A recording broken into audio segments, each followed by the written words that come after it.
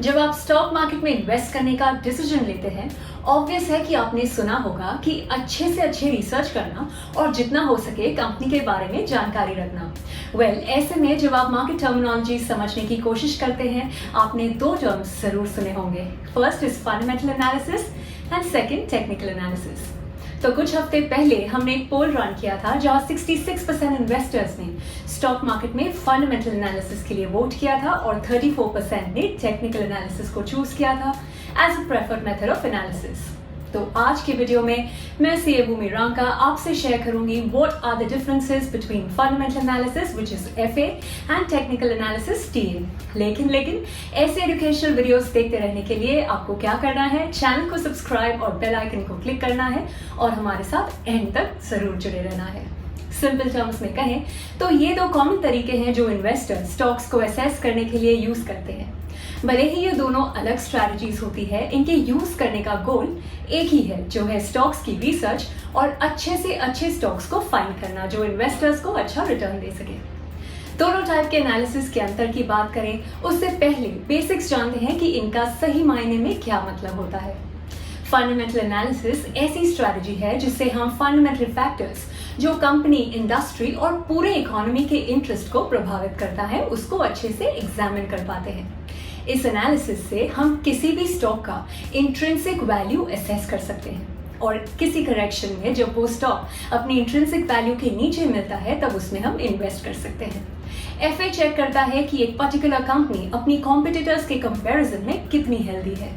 अगर आप fundamental analysis को चूज करते हैं तो आपको इकोनॉमिक एनालिसिस, इंडस्ट्री एनालिसिस और कंपनी एनालिसिस भी करना पड़ता है।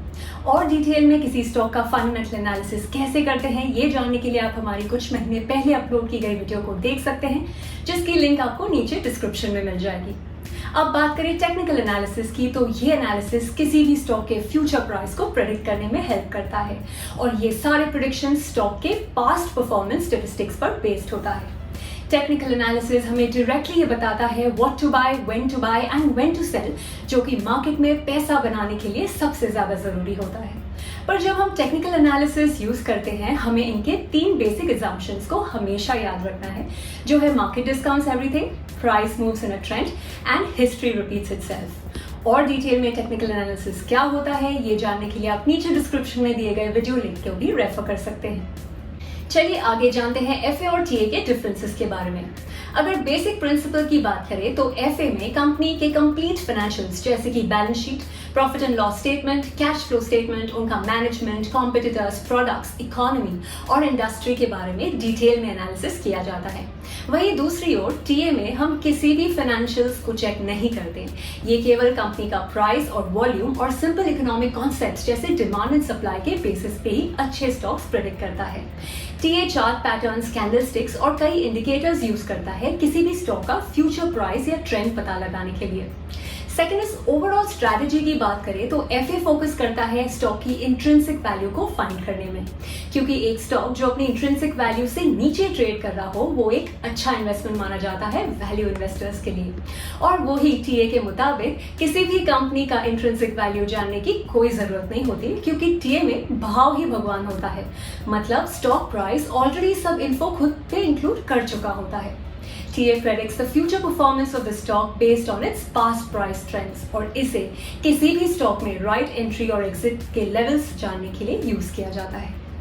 थर्ड, अगर टाइम फ्रेम की बात करें जहां एफए लॉन्ग टर्म इन्वेस्टमेंट्स के लिए यूज किया जाता है, वहीं टीए के बेसिस पे आप intraday, short term trading, medium term investments और मोमेंटम इन्वेस्टिंग भी कर सकते हैं।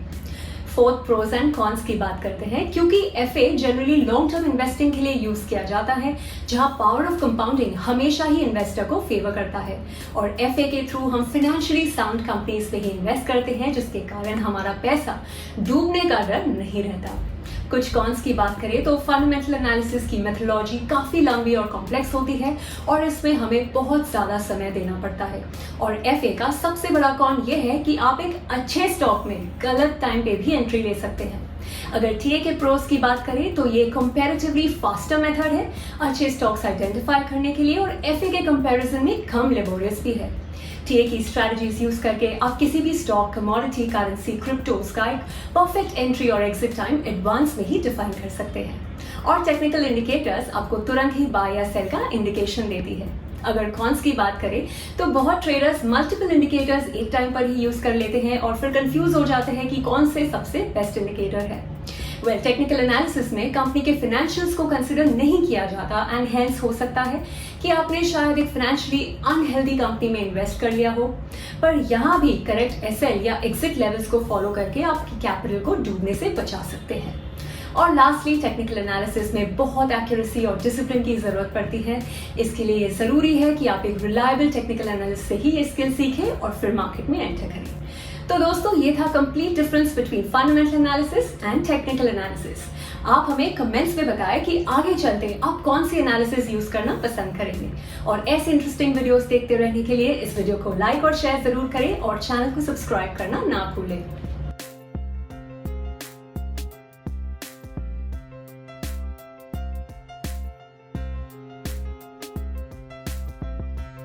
Investments in securities market are subject to market risks. Read all the related documents carefully before investing.